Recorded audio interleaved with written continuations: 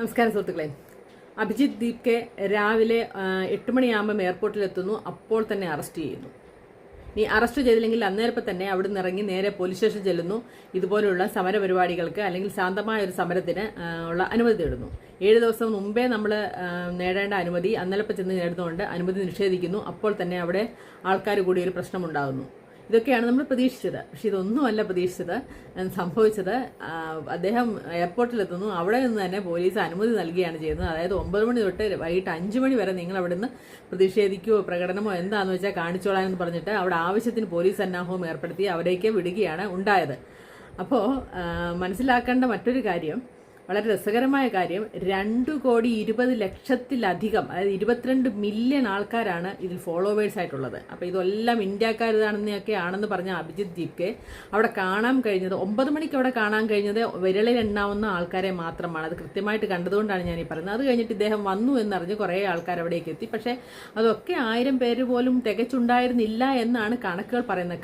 കണക്കുകൾ പറയാൻ കാരണം അവിടെ വന്നവരധികവും ഈ പ്രക്ഷോഭമായിട്ട് വന്നവരൊന്നും അല്ല, ഇത് കാണാൻ വന്ന കുറേ ആൾക്കാരുണ്ടായിരുന്നു. അതേപോലെ തന്നെ സ്വന്തം ക്യാമറയിൽ ഇതൊക്കെ പകർത്തി സോഷ്യൽ മീഡിയയിൽ ഷെയർ ചെയ്യാൻ വേണ്ടി വന്ന കുറേ ആൾക്കാരുണ്ടായിരുന്നു.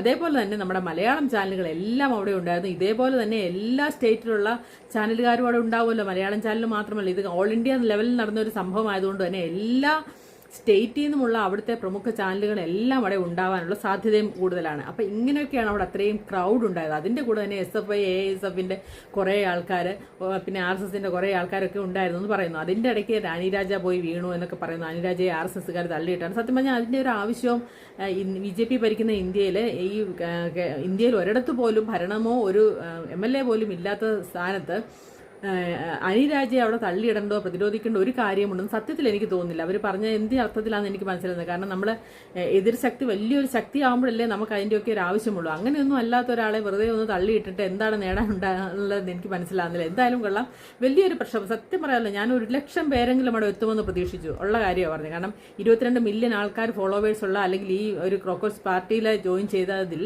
1,00,000 ആൾക്കാരെങ്കിലും അവിടെ തടിച്ചു കൂടുമെന്നാണ് ഞാൻ പ്രതീക്ഷിച്ചത്. പക്ഷെ അതൊന്നും ഉണ്ടായില്ല. 1000 പേരിലധികം, മാക്സിമം 1000 പേര്, അതിൽ കൂടുതലൊന്നും അവിടെ ഉണ്ടായിരുന്നില്ല. അവിടെ ഉണ്ടായിരുന്ന ആൾക്കാരിലെല്ലാം കാണിച്ചിരിക്കുന്നതിനൊക്കെ തന്നെ എല്ലാവരും ഫോണൊക്കെ പിടിച്ച് ഈ പറഞ്ഞ പോലെ ഇതിനെക്കുറിച്ചുള്ള ഡീറ്റെയിൽസ് ഒക്കെ എടുക്കാൻ വന്നവരാണ് അധികവും. അതേപോലെ തന്നെ ഇതിൻ്റെ ഒരു നേതാവെന്ന് പറഞ്ഞൊരു കൊച്ചു പയ്യന് വീട്ടിൽ നിന്ന് സ്വന്തമായിട്ട് ഒരു വേലക്കാരനെ കൊണ്ടുവന്ന് വീശുന്നതൊക്കെ കൃത്യമായിട്ട് കാണാം കേട്ടോ. ഞാനത് കണ്ടതുമാണ്. ഞാനത് ലൈവ് TV കാണിച്ചപ്പോഴേ കണ്ടാണ്. ഒരു പയ്യനായിരുന്നു വീശുന്നു, അവന് കോൾഡ് കോഫി കുടിക്കുന്നു. മറ്റുള്ളവരൊക്കെ ഈ പറഞ്ഞ പോലെ ഉച്ചയായപ്പോഴത്തേക്ക് എന്തായാലും കൊള്ളാം.